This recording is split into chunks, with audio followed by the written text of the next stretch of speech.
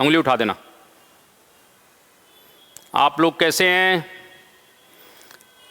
मेरा विश्वास होगा कि आप लोग पूरी तरह से कहीं न कहीं अपने लक्ष्य के प्रति समर्पित होंगे, अपने कार्यों में लगे होंगे, और कहीं न कहीं निश्चित रूप से मेरा मानना है कि जिंदगी में व्यक्ति को कहीं न कहीं एक्टफुल बने रहना चाहिए, क्रियाशील बने रहिए।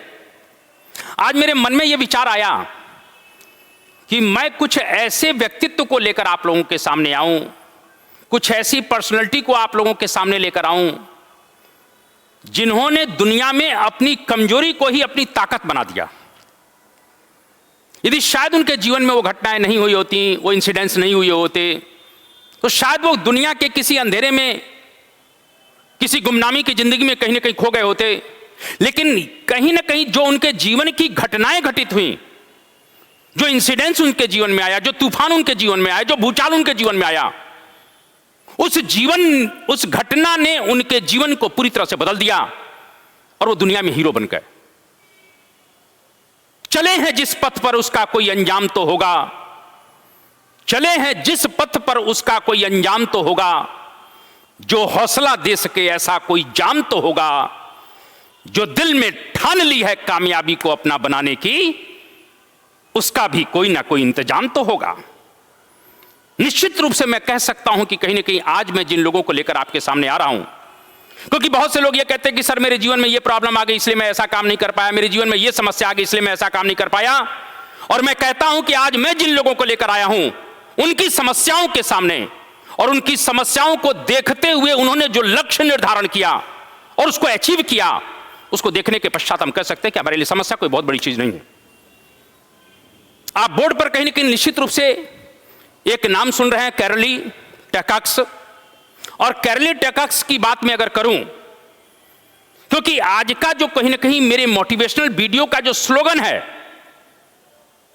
वो है अपनी कमजोरी को ही अपनी ताकत बनाओ, अपनी कमजोरी को अपनी ताकत बनाओ। Make your weakness your strength. यदि आपके अंदर कोई कमजोरी है तो उस कमजोरी के सामने आपकी क्षमता इतनी जबरदस्त होनी चाहिए कि उस कमजोरी का कहीं निश्चित रूप से आपको एहसास ना हो। आप खुद सोचिए कि जिस व्यक्ति का हाथ ना हो और वो कहे कि मैं कुलना के टॉप क्लास का शूटर बनूंगा, जिस व्यक्ति के पैर ना हो वो ये कहे कि कुलना के माउंट एवरेस्ट को मैं फतेह करूंगा, जिस व्यक्ति की कुलना की आंख ना हो, जिस व्यक्ति जिसकी आंख ना हो और जो चल नहीं पाए वो कहे कि मैं माउंट एवरेस्ट को फतेह करूंगा, मैं कुछ आज ऐसे लोगों को आपके सामने लेकर आना चाहता हूं। और उसी में आपके स्क्रीन बोर्ड पर एक व्यक्ति का नाम है, जैसा मैंने लिख रखा है कि कैरोली टैकाक्स। ये कैरोली है कौन? इस बड़ी इंपॉर्टेंट बात में कही आखिर कैरोली है कौन, क्योंकि आखिर इनके हाथ कट गए लेकिन हौसला नहीं कटा। हरि बुद्धा की टांग कट गई, मार्क इंग्लिश की टांग कट गई, लेकिन कुल ना के उनका हौसला नहीं कटा। कहीं ना कहीं निश्चित रूप से वारेन एरिक वाहेनमायर का कुल ना के आंखें चली गई, आंखों की रोशनी चली गई, लेकिन हौसलों की रोशनी नहीं गई। मैं इसीलिए आप लोगों को कहना चाहता हूं कि दुनिया में कुछ ऐसे लोग हुए जिनके हाथ पैर और आंख नहीं भी हुए, लेकिन उन्होंने दुनिया में कुछ ऐसा काम कर दिया जो ना तो आंख वाले कर पाए, ना पैर वाले कर पाए और ना ही हाथ वाले कर पाए। इस तरह के लोगों को मैं लेकर आना चाहता हूं जिन्होंने विषम परिस्थितियों में रहते हुए जीवन में कुछ ऐसा किया है, और उनके कुलना के हौसलों को मैं दाद देना चाहता हूं, क्योंकि निश्चित रूप से मानकर चलिए कि पंखों से कुछ नहीं होता, हौसलों से उड़ान होती है। सपने उन्हीं के साकार होते हैं जिनके सपनों में जान होती है। आप थोड़ा सा मैं कुलना के अगर कैरोली साहब की बात अगर करूं तो ये हंगरी में कुलना के, आपने हंगरी यूरोप का एक देश है, और वहां पर कुलना के आर्मी में है।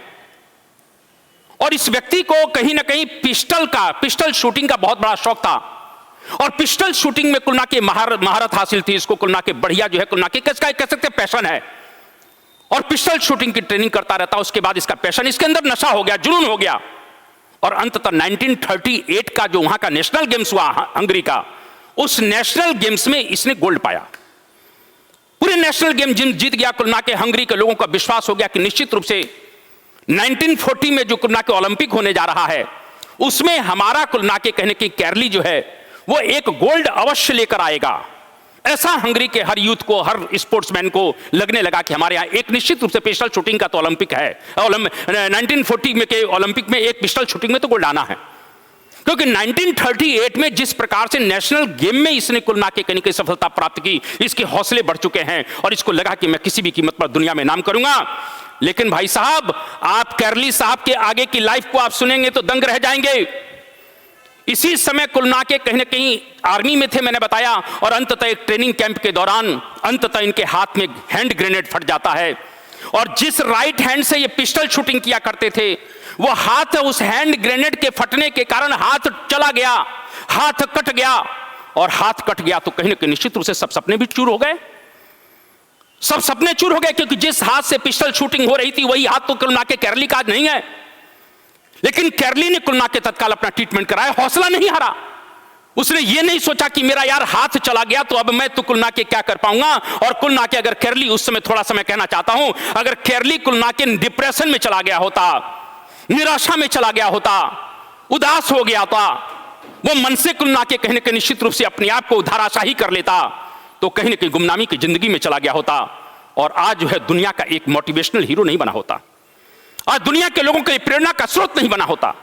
आपको मालूम होना चाहिए कि तत्काल ट्रीटमेंट होता और फिर उन्होंने अपनी शूटिंग चालू की। उन्होंने कहा कोई बात नहीं, मेरा राइट हैंड जो स्पेशल हैंड था, जो मेरा विशेष हाथ था, जिसके कारण से मैं ओलंपिक जीत सकता हूं, कोई दिक्कत नहीं है। अगर एक चला गया तो क्या हुआ, अभी दूसरा मेरे पास बाकी है। बाहर एक कैरली, और अंततः दूसरे हाथ से उन्होंने कुल मिला के पुनः प्रैक्टिस शुरू की, और लेफ्ट हैंड से प्रैक्टिस करने के बाद 1939 में फिर हंगरी में कुल मिला के स्पोर्ट्स गेम चल रहे हैं, नेशनल गेम चल रहे हैं, और कुल मिला के नेशनल गेम में फिर पहुंचते हैं। लोगों ने सोचा, जो नेशनल गेम में भाग ले रहे थे वो बड़े वो है उत्साहित हुए कि चलो साहब कैरली आए हैं और हम लोगों का कहने की प्रोत्साहन करेंगे, हम लोगों के साथ बैठकर हम लोगों को भी कुल मिला के इंस्पायर करेंगे। कैरली ने कहा सुनो, तुम गलत फहमी में हो, मैं इंस्पायर करने नहीं आया हूं, मैं भी एक कॉम्पिटिटर हूं। सब लोग चौंक गए कि यार इसका तो हाथ चला गया, ये कैसे कुल मिला के कहीं की शूटिंग करेगा। आपको मालूम होना चाहिए, मैंने अभी कहा कि सब खेला बाबू हौसलों का है। 1939 के नेशनल गेम में अंततः कुल मिला के कैरली ने अपने लेफ्ट हैंड का यूज किया, जो उसका राइट हैंड चला गया था, कोई दिक्कत नहीं है, लेफ्ट हैंड को उसने स्पेशल हैंड बनाया, परिश्रम के बल पर बनाया, और अंततः उस नेशनल गेम को उसने जीता। 1939 में जब उसने लेफ्ट हैंड से पिस्टल शूटिंग में जब नेशनल गेम जीतता है, पूरे हंगरी में हाहाकार मच गया कि वाह रे कुल मिला के कैरली, तू तो कुल मिला के कहने की एक दुनिया का एक ऐसा अजूबा है। और अंततः कैरली ने कहा कोई चिंता की बात नहीं है। अब कुल मिला के हंगरी के लोगों को फिर लगा कि 1940 का जो ओलंपिक होने जा रहा है उसमें फिर कुल मिला के कहने के निश्चित रूप से हंगरी को कुल मिला के गोल्ड मिलेगा। लेकिन बाबू आपको बताना चाहता हूं, अभी कुल मिला के ईश्वर को यह मंजूर नहीं है, क्योंकि कैरली के अंदर देखिए क्या क्या चीजें हैं। उसके अंदर पैशंस भी बहुत ज्यादा है यार, धैर्य बहुत ज्यादा है। लोग कहते हैं यार मैंने बहुत तैयारी की थी, समय कुल मिला के ये हो गया, समय अब बहुत बचा नहीं है। लेकिन आप कैरली से कम मिला के उस बात को समझिए। मैं बार बार कहता रहता हूं कि सफलता एक दिन में नहीं मिलती है, लेकिन सफलता एक दिन जरूर मिलती है। ये कैरली साहब बताने का प्रयास कर रहे हैं। 1940 में मैंने अभी बताया कि 1940 के ओलंपिक गेम होने थे, उसमें कुल मिला के एक प्रबल दावेदार कैरली साहब हैं। इस बात को मैं आपको बताना चाहता हूं कि कैरली साहब एक प्रबल दावेदार हैं गोल्ड के पिस्टल शूटिंग में। लेकिन क्या हुआ, 1940 में कुल मिला के ओलंपिक गेम निरस्त हो गए, क्योंकि 1939 में सेकेंड वर्ल्ड वार शुरू हुआ और 40 में कुल मिला के ओलंपिक गेम कैंसिल। अंततः ओलंपिक गेम कैंसिल तो क्या कहते हैं, क्या कैरली निराशा में चले गए? नहीं साहब, कैरली कुल मिला के प्रैक्टिस करता रहा, कैरली कहीं ना कहीं लगा रहा, और अंततः कुल मिला को 1944 का वेट कर रहा है कि 1944 में मैं निश्चित रूप से संघर्ष करूंगा। कैरली की कुल मिला की एज भी बढ़ती जा रही थी, लेकिन कुल मिला की कैरली अपने मन के उत्साह से कहीं ना कहीं उड़ान भरने के चक्कर में पड़ा हुआ है कि मैं तो कुल मिला के पूरी दुनिया को फतह करूंगा, दुनिया को यह बताऊंगा, क्योंकि कहीं ना कहीं निश्चित उसके मन में एक जज्बा है। और अंततः 1944 के जैसे ही ओलंपिक गेम नजदीक आए, अंततः 1944 के ओलंपिक भी विश्व युद्ध के कारण कैंसिल हो गए। आप समझ सकते हो कि उसके सामने कितनी प्रॉब्लम आई। जिस व्यक्ति ने 1938 में नेशनल गेम जीता था, 1938 में उसका हाथ चला गया, जो राइट हैंड जो उसका स्पेशल हैंड था, अंततः उसने प्रैक्टिस की और लेफ्ट हैंड को स्पेशल हैंड बनाया। 1939 में अंततः उसने फिर जो है नेशनल गेम जीता। 40 में कुल मिलाकर ओलंपिक का दावेदार है और अंततः 40 के कुल मिलाकर ओलंपिक कैंसिल हो जाते हैं। 44 का फिर दावेदार है, 44 में ओलंपिक कैंसिल हो जाते हैं। लेकिन उस व्यक्ति ने कुल मिलाकर निराशा नहीं ली, वो व्यक्ति कुल मिलाकर अपने मन से गिरा नहीं, क्योंकि मेरा मानना है कि मन के हारे हार है, मन के जीते जीत। कहीं ना कहीं निश्चित रूप से कैरली ने सोच रखा था कि मैं एक दिन ओलंपिक को जरूर ठोकूंगा और अंततः 1948 में कुल मिलाकर आपको बताना चाहता हूं, 1940 में ओलंपिक कैंसिल, कोई दिक्कत नहीं है। 44 में कैंसिल, कोई दिक्कत नहीं है। कैरली का जज्बा और जुनून अभी भी ऊंचाइयों पर है। और 1948 में जैसे ही कैरली ने कुल मिलाकर कहीं ना कहीं ओलंपिक में भाग लिया, पिस्टल शूटिंग में हंगरी को एक गोल्ड दिलवाया। यह कुल मिलाकर कैरली का कहने के निश्चित रूप से जज्बा है। बहुत से लोग कहते हैं कि सर मैं कुल मिलाकर परेशान हूं। अरे साहब, कम से कम ऐसे लोगों का उदाहरण देखो, कोशिश करते रहो, निश्चित रूप से संसार तुम्हारे पीछे चलेगा। कोशिश कर, हल निकलेगा, आज नहीं तो कल निकलेगा। अरे जिंदा रखो दिल की उम्मीदों को, खारे समुंदर से भी एक दिन गंगा जल निकलेगा। मैं आपको बताना चाहता हूं, 1948 के ओलंपिक में कुल मिलाकर कहीं कि निश्चित रूप से गोल्ड जीता जाता है कैरली के द्वारा। और 1948 के बाद अब लोगों ने सोचा कि अब इसकी एज यार खत्म हो गई है, अब ये क्या करेगा। लेकिन अंततः 1952 का फिर ओलंपिक होता है और उसमें कैरली साहब पुनः पहुंचते हैं और कैरली ने 1952 में फिर गोल्ड जीता। मैं ये कहना चाहता हूं, इस व्यक्ति के जीवन में विषम परिस्थितियां आई, लेकिन ये व्यक्ति टूटता नहीं है। और अंततः कुल मिलाकर आप देखिए कि 1938 से 52 तक का उसका दौर कितना खतरनाक रहा, लेकिन वो मन से नहीं हारा और अंततः अपने प्रयास में लगा रहा। कदम ऐसा चलो कि निशान बन जाए। ये कैरली साहब के ऊपर मैं कहना चाहता हूं, आप लोगों को जगाना चाहता हूं, जग जाओ यार। कदम ऐसा चलो कि निशान बन जाए, काम ऐसा करो कि पहचान बन जाए। यहां जिंदगी तो जी लेते हैं सभी, जिंदगी जियो कि दूसरों के लिए मिसाल बन जाए। कुछ ऐसा हंगामा दुनिया में आए हो तो करके जाओ। आप मानकर चलिए कि कैरली साहब अगर कहीं ना कहीं निश्चित रूप से अगर कुल मिलाकर कहीं हाथ का बहाना लेकर अगर गुमनामी के जिंदगी में चले गए होते तो आज कैरली का कुल मिलाकर दुनिया में इतिहास नहीं बना होता। इतनी विषम परिस्थितियों के बाद 2 गोल्ड जीता। मैं इसलिए इस बात को कहना चाहता हूं, मैं कहीं ना कहीं आज कुछ ऐसे लोगों को लेकर आया हूं जो मेरे मन में था कि कुल मिलाकर इन लोगों के बारे में जरूर दुनिया को जानना चाहिए। एक और व्यक्ति की बात मैं करना चाहता हूं, यह अमेरिका का है, एरिक वाहेनमायर। और कुल मिलाकर एरिक वाहेनमायर अपने आप में एक अद्भुत व्यक्तित्व है साहब। इसका नाम है एरिक। मैं थोड़ा एरिक ही लिख देना चाहता हूं, एरिक। और एरिक है कौन, थोड़ा सा एरिक 2001। एरिक की आंखें नहीं हैं, एरिक की आंखें नहीं है, दृष्टिहीन है, ब्लाइंड है। लेकिन आपको मालूम होना चाहिए कि एरिक का सपना था कि मैं दुनिया की सबसे बड़ी पीक पर पहुंचूंगा, मैं माउंट एवरेस्ट को फतह करूंगा। और अंततः कुल मिलाकर आपको बताना चाहता हूं कि एरिक ने अंततः 2001 में इस प्रकार से माउंट एवरेस्ट को फतह किया।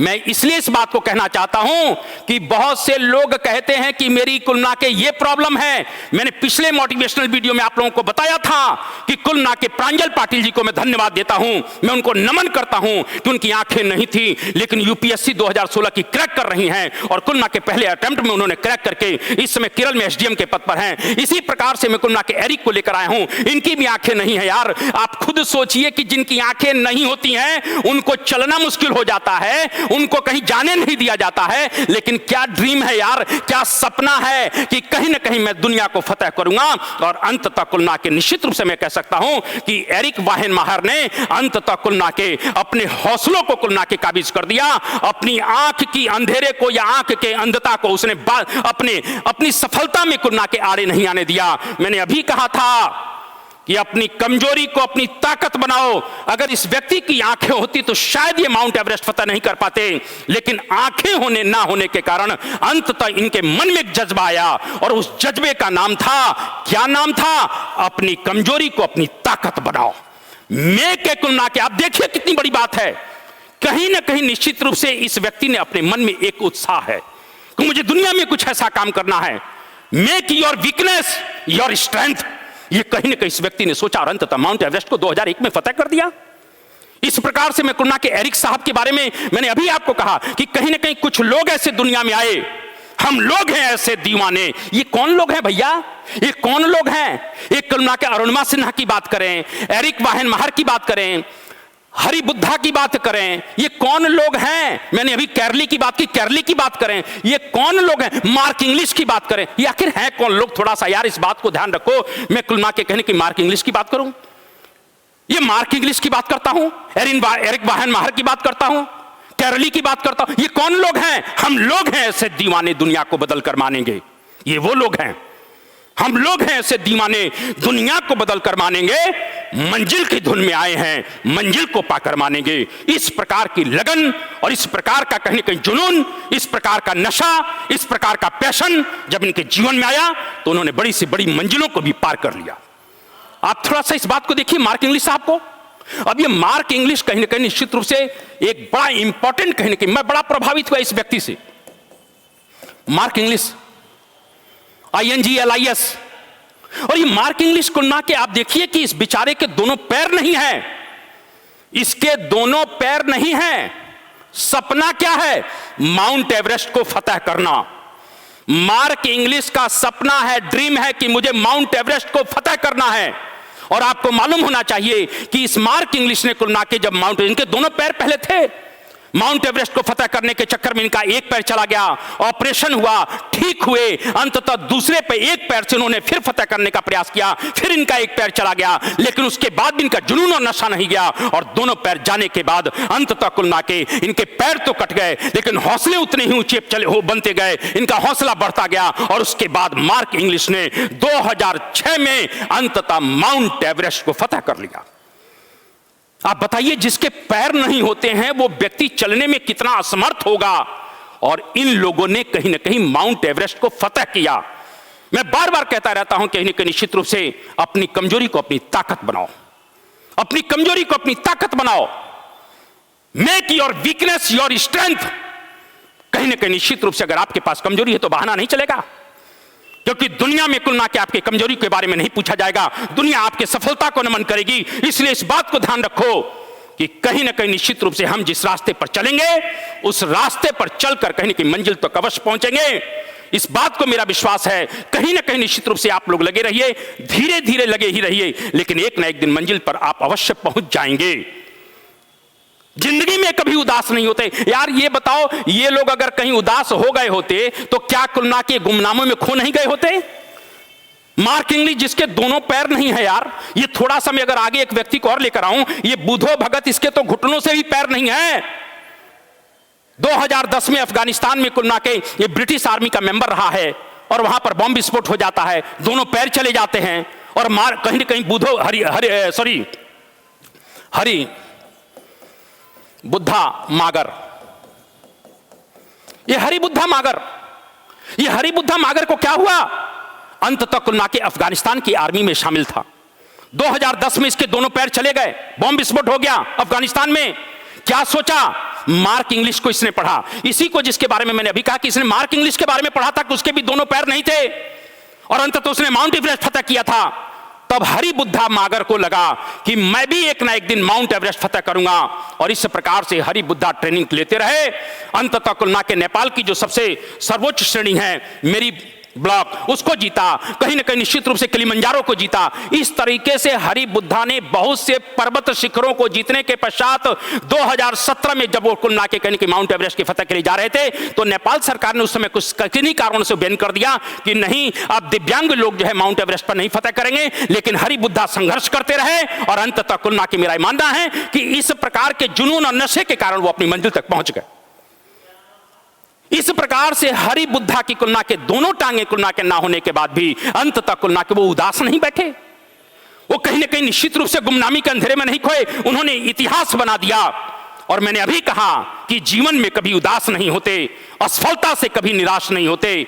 हाथ की लकीरों पर यकीन मत करना, क्योंकि तकदीर तो उनकी भी होती है जिनके हाथ नहीं होते, और जिनके हाथ नहीं होते उनके बारे में मैंने अभी आपको कहा था कि कहीं ना कहीं तकदीर तो उनकी भी होती है जिनके हाथ नहीं होते। कैरली के तो हाथ नहीं थे, लेकिन महाराज दुनिया में नाम करके पटक दिया यार, क्या गजब की चीज है। मैं यही बात आपको कहना चाहता हूं कि आपके हाथ है कि नहीं है, आपके कहीं ना कहीं आंख है कि नहीं है, पैर है कि नहीं है, नो काउंटेबल। आपके पास नशा है कि नहीं है, आपके पास जुनून है कि नहीं है, आपके पास पैशन है कि नहीं है, ये काउंटेबल है। अगर आपके पास अंदर की ताकत कहीं ना कहीं है तो आप दुनिया के बड़े से बड़ा काम को कर सकते हो, ये मेरा विश्वास है।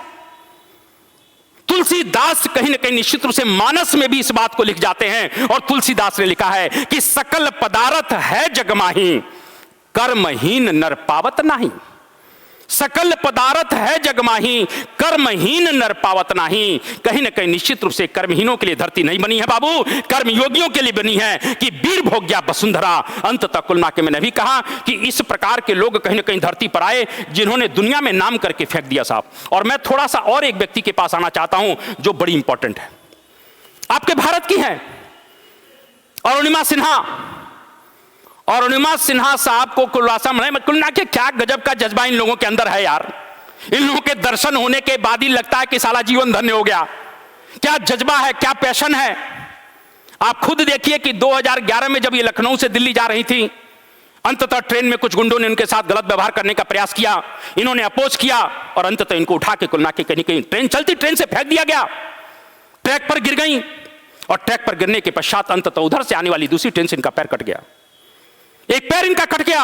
रात भर कुलना के ये बेचारी लड़की कुलना के, ये कुलना के नेशनल कुलना के कहने कहीं फुटबॉल वो रही है, वॉलीबॉल की स्पोर्ट्समैन रही है, ये नेशनल कुलना के कहीं कि इन्होंने खेला है क्या वॉलीबॉल, एक टॉप क्लास की प्लेयर, लेकिन अंततः स्टेशन पर फेंक दिया गया। रात भर बेचारी ट्रैक पर डली रही, रेलवे ट्रैक पर डली रही, अंततः एक पैर कट चुका है। अंततः एक पैर कटने के बाद भी ब्लडिंग बहुत ज्यादा हो रही है, दूसरा भी पैर कुचला हुआ है, लेकिन अंततः कुल मिला के ईश्वर को मंजूर यह था कि इससे कुछ अच्छा काम करवाना है। ईश्वर को यह मंजूर था कि इस अरुणिमा को जिंदा रखना है और मुझे कुछ बहुत बड़ा काम करवाना है। इसीलिए अरुणिमा को कष्ट इसलिए दिया मालिक ने, ईश्वर ने कष्ट इसीलिए दिया कि तू और अधिक ताकतवर बन, क्योंकि जितनी तू ताकतवर बनेगी, जितना कष्ट सहेगी, उतना तेरे अंदर कहीं ना कहीं ताकत पैदा होगा और उसी ताकत से, उसी फौलादी ताकत से तो दुनिया में इतिहास बनाएगी। अरुणिमा सिन्हा कुलमा के ऑपरेशन, कुलमा के हॉस्पिटलाइज हुई, ऑपरेशन हुआ, एक टांग काटी गई, दूसरे में सरिया डला, स्टील रॉड। लेकिन भाई साहब आप ये तो सोचिए कि वो रो नहीं रही है हॉस्पिटल में, वो हॉस्पिटल में लेटी हुई ये सोच रही है कि अब मुझे दुनिया में क्या ऐसा काम कर देना चाहिए। और आपको मालूम होना चाहिए कि जब हॉस्पिटल से इनका डिस्चार्ज हुआ तो ये अपने घर नहीं गई।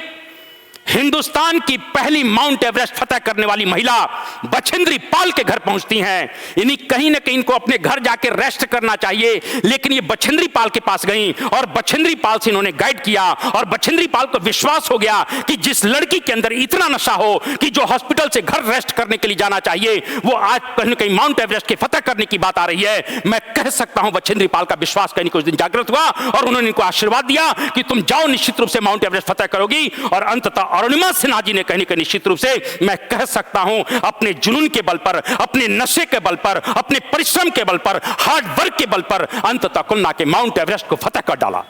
2013 में कुल मिला के इन्होंने माउंट एवरेस्ट को फतह किया है। मैं नमन करता हूं अरुणिमा जी को, कहीं ना कहीं निश्चित रूप से उन्होंने अपना नाम रोशन तो किया ही, लेकिन मेरे देश का नाम रोशन किया, मेरे तिरंगे को रोशन किया। इस बात को मैं कहना चाहता हूं, कहीं ना कहीं निश्चित रूप से भारत का इतिहास इस लड़की ने लिखा है। इस प्रकार से मैं इसलिए इतने लोगों को मैं लेकर क्यों आया, मैं आज उन लोगों को, कि मैं बहुत दिनों से क्लास में सुनता था कि सर मेरी ये प्रॉब्लम है, सर मेरी ये प्रॉब्लम है। अरे भाई साहब, कहीं ना कहीं केरली से आपकी बड़ी प्रॉब्लम नहीं है, जिसके हाथ कट गए दूसरे हाथ को उसने स्पेशल हाथ बनाया। आप एरिक से कुल मिला के ब्लाइंड नहीं हैं, लेकिन कुल मिला के एरिक ने आंखें ना होने के बाद भी माउंट एवरेस्ट फतह किया। मार्क इंग्लिश के दोनों पैर नहीं हैं, माउंट एवरेस्ट फतह किया।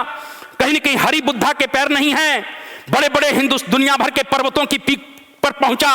अरुणिमा सिन्हा से कुल मिला के कहीं ना कहीं आप ज्यादा कुल मिला के निराश नहीं हैं, अरुणिमा सिन्हा से ज्यादा व्यथित नहीं है, कमजोर नहीं है, लेकिन अरुणिमा ने अपनी कमजोरी का रोना छोड़कर उसने कमजोरी को ताकत बनाया। और मेरा आज स्लोगन ही यही था मोटिवेशनल वीडियो का कि अपनी कमजोरी को अपनी ताकत बनाओ। कहीं ना कहीं निश्चित रूप से आपके जीवन में अगर कमजोरी है तो परमात्मा आपको और ताकतवर बनाएगा, क्योंकि मुश्किलें दिल के इरादे आजमाती हैं।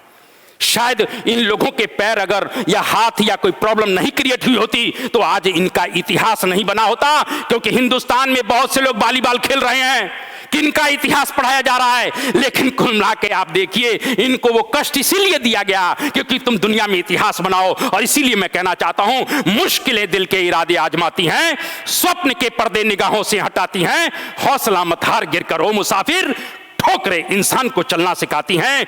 इन्हीं शब्दों के साथ मुझे आशा है कि आप लोग पूरी तरह से कहीं न कहीं निश्चित रूप से जुनून में रहोगे, नशे में रहोगे, और जो भी आपका लक्ष्य हो, कोई भी लक्ष्य हो सकता है, उस लक्ष्य को आप वेद कर मानोगे।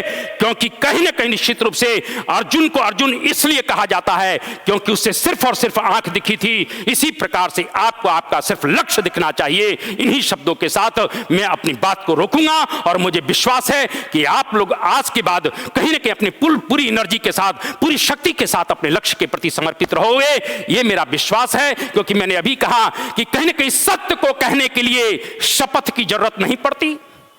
अरे भाई साहब, पहाड़ से निकलने वाली नदी ये नहीं तय ढूंढती है कि सागर कहां है, वो अपना रास्ता स्वयं बना लेती है। इस बात को थोड़ा ध्यान रखिएगा। इसी प्रकार से सफल लोग जिंदगी में जितनी भी परेशानियां आती हैं, उन परेशानियों को दरकिनार कर देते हैं और अपने रास्ता स्वयं बना लेते हैं। क्योंकि सत्य को कहने के लिए शपथ की जरूरत नहीं पड़ती, नदियों को बहने के लिए किसी पथ की जरूरत नहीं पड़ती। जो बढ़ते हैं जमाने में अपने मजबूत इरादों पर, उन्हें अपनी मंजिल पाने के लिए किसी रथ की जरूरत नहीं पड़ती। इन्हीं शब्दों के साथ मैं आप सब लोगों को प्रणाम करता हूं। भारत माता की जय, वंदे मातरम।